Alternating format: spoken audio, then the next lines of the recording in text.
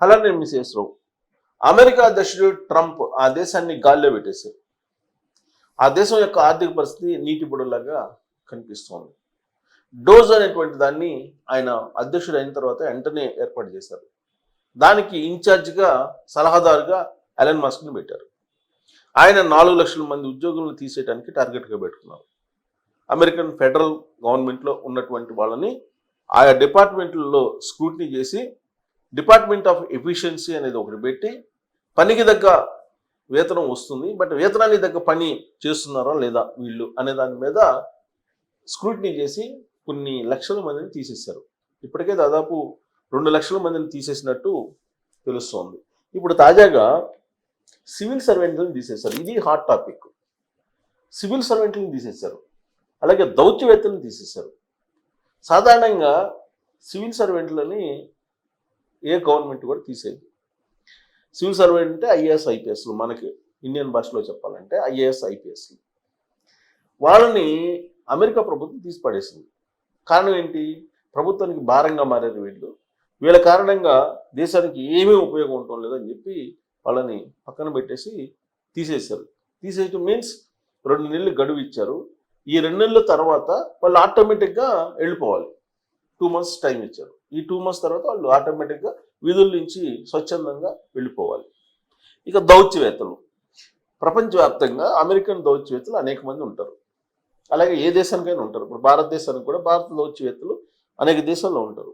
ప్రపంచంలో ఉండేటువంటి దాదాపు 196, 193 దేశాలు ఉన్నాయి. ఈ దేశాలు అన్నింటిలో ప్రధానమైనటువంటి వాటిలో దౌత్యవేత్తలను పెడుతూ ఉంటారు. మనకి భారతదేశానికి సంబంధించి అమెరికాలో కానీ, కెనడాలో కానీ, లేదా పాకిస్తాన్లో హై కమిషన్ ఉంటుంది, పాకిస్తాన్లో కానీ, చైనాలో కానీ, ఇట్లా ప్రతి దేశంలో ఆల్మోస్ట్ ఉంటాయి. పైగా ఇంపార్టెంట్ దేశాల్లో ఉంటాయి. ఎక్కువ మంది దౌత్యవేత్తలు కొన్ని వందల మంది ఉంటారు. అలాగే వాళ్ళకి అసిస్టెంట్లు, ఇలా చాలామంది స్టాఫ్ ఉంటారు.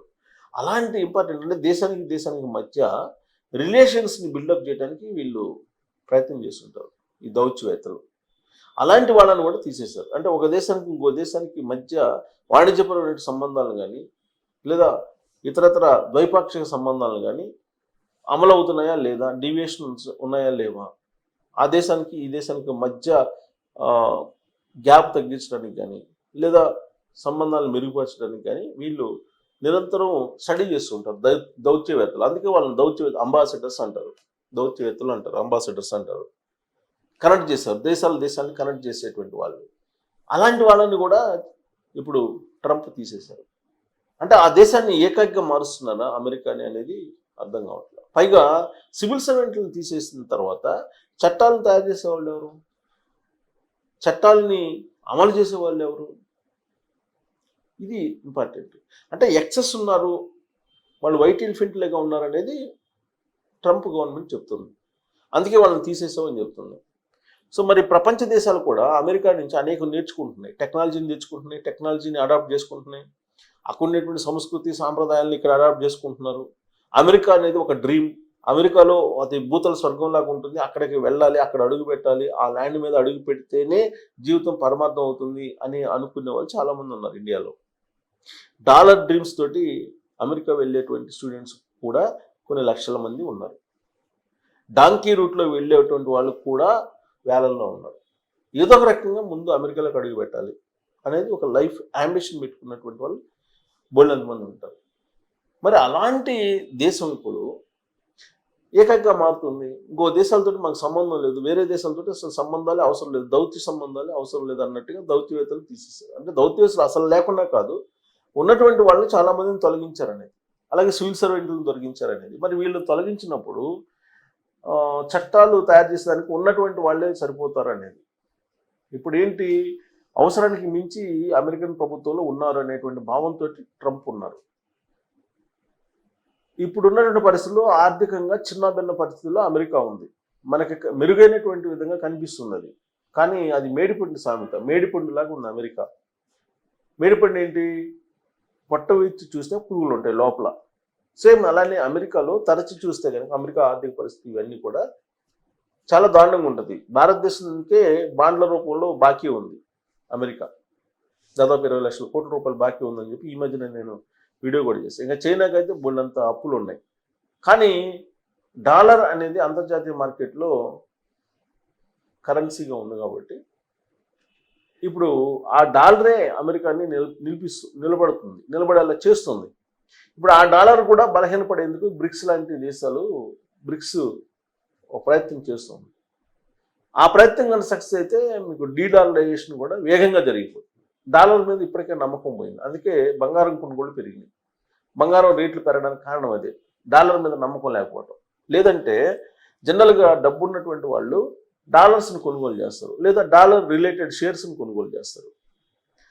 కానీ ఇప్పుడు ఆ పరిస్థితి లేదు. డాలర్ని నమ్మేటువంటి పరిస్థితిలో లేరు. ఆ స్థాయికి ట్రంప్ తీసుకెళ్ళాడు అమెరికా దేశాన్ని.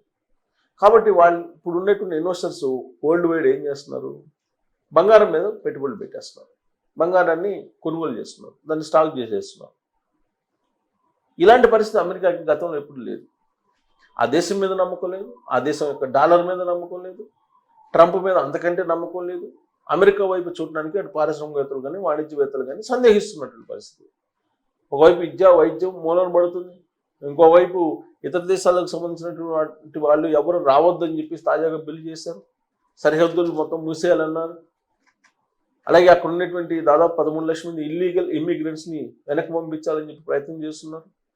ఇన్ని ప్రతికూల పరిస్థితుల నడుమ అమెరికా ఇప్పుడు నిలబడాలనుకుంటుంది. అందులో భాగంగానే డోజ్ని ఏర్పాటు చేసి అమెరికాలో ఉండేటువంటి ఎక్సెస్ ఉద్యోగులు ఎవరైతే ఉన్నారో వాళ్ళని తొలగిస్తుంది. మరి అమెరికా నుంచి మనం ఏం నేర్చుకుంటున్నాం? ఇది కూడా నేర్చుకోవాలిగా. ఎక్సెస్ ఉన్నటువంటి ఉద్యోగులను తొలగించాలనేది కూడా నేర్చుకోవాలి కదా.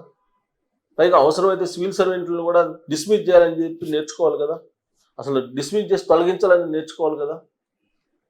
అలా కాకుండా మాకు అసలు సివిల్ సర్వెంట్లు కావాలని చెప్పి ప్రపోజల్ పెడుతున్నారు రాష్ట్ర ప్రభుత్వాలు. ఎవరికి వాళ్ళు ఎక్కువ మంది సివిల్ సర్వెంట్లు కావాలని. యాక్చువల్గా ఇంతకుముందు ఐఏఎస్ అని అంటే కలెక్టరే ఉండేవాళ్ళు. ఇప్పుడు అసిస్టెంట్ కలెక్టరు, జాయింట్ కలెక్టరు అప్పుడు ఉండేవాళ్ళు. వీళ్ళే ఐఏఎస్లు ఉండేవాళ్ళు. మిగతా పోస్టుల్లో ఉండేవాళ్ళు కాదు. కార్పొరేషన్లు కూడా ఐఏఎస్లు వేస్తారు ఇప్పుడు కమిషనర్లు. అంటే ఐఏఎస్లే కావాలని చెప్పి.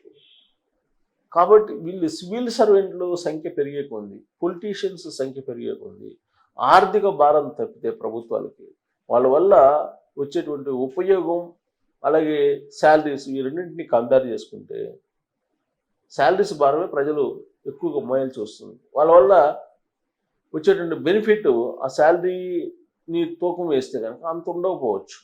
అందుకే అమెరికా లాంటి అగ్రరాజ్యం ఇప్పుడు సివిల్ సర్వెంట్లను తొలగించేస్తుంది. ఇది కదా నేర్చుకోవాల్సింది అమెరికా నుంచి. అమెరికా నుంచి మనం ఏం నేర్చుకుంటున్నాం ఎక్కువగా? వాళ్ళ డ్రెస్సింగ్ని నేర్చుకుని మనం ఇక్కడ అర్ధనగ్నంగా మనం తిరుగుతున్నాం. కొంతమంది వాళ్ళంటే ఆ దేశంలో ఉండేటువంటి పరిస్థితులు, వాతావరణానికి అనుకూలంగా వాళ్ళు డ్రెస్ డిజైన్ చేసుకుంటారు. మన దేశానికి సంబంధించినటువంటి వాతావరణం, మన దేశానికి సంబంధించినటువంటి ఇక్కడ ఉన్నటువంటి ఉష్ణోగ్రతలు, వీటన్నిటిని బేస్ చేసుకుని మనం డ్రెస్సింగ్ తయారు చేసుకుంటాం. కానీ అక్కడ వేసుకునేటువంటి డ్రెస్ని ఇక్కడ వేసుకుంటే ఈ వాతావరణానికి ప్రతికూలంగా ఉంటుంది. కానీ మనం అడాప్ట్ చేసుకుంటున్నాం. మనం అడాప్ట్ చేసుకోవాల్సింది ఏంటి? ఆ దేశం నుంచి గుడ్ పాలసీస్ని మనం అడాప్ట్ చేసుకోవాలి. అప్పుడు ఈ దేశానికి కూడా మేలు జరుగుతుంది. లేదంటే ఎంప్లాయీస్ని నియమించుకుంటూ పోతే ప్రభుత్వ ఉద్యోగుల్ని భారమే కదా. ఇప్పటికే బడ్జెట్లో 70% వెళ్ళిపోతుందని అంటున్నారు జీతభత్యాలకి. మరి ఇలాంటి పరిస్థితుల్లో అమెరికా అధ్యక్షుడు ట్రంప్ తీసుకున్నటువంటి నిర్ణయాన్ని మనం సమర్థిస్తూ మనం ఇక్కడ కూడా అమలు చేయాలని చెప్పి మనం కోరాలా? లేదు అతనికి పిచ్చిపట్టినట్టు వ్యవహరిస్తున్నాడు కాబట్టి అతని పాలసీలు మనకు అవసరం లేదు, మనం గవర్నమెంట్ ఎంప్లాయీస్ని మరింతమందిని తీసుకొని ప్రజాధనాన్ని లక్షలు వాళ్ళకి జీతాల రూపంలో ఇద్దాం, వాళ్ళు అవినీతి పాల్పడితే మనం కామ్గా ఉందాం, ఇలాంటి పరిస్థితుల్లోకి మనం ఎంకరేజ్ చేద్దామా? ఏం చేద్దాం? అమెరికా నుంచి మనం ఏం నేర్చుకున్నాం అనే దాని మీద మీరు కామెంట్ చేయొచ్చు. Thank you.